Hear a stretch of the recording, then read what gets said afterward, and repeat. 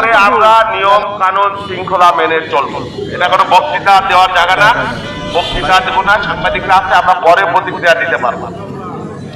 আমরা দলের পক্ষ থেকে আমরা নিয়ম মেনে আজকে মনোনয়ন দাখিল করব।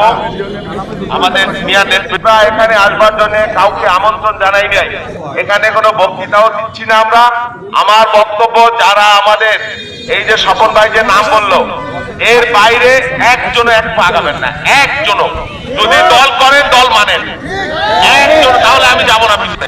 নিজের উদ্যোগে নিজ আগ্রহে বাবুল ভাইয়ের জন্য এখানে ভাঙ্গা উপজেলা থেকে বিভিন্ন পর্যায়ে নেতৃবৃন্দ, জনপ্রতিনিধি আসার জন্য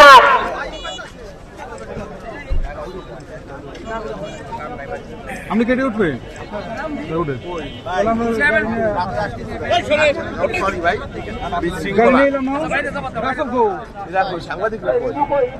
তোমরা এতদিন পলাশ, আমি আহত বোধ করলাম 3 মাস ধরে এই কাজ করে।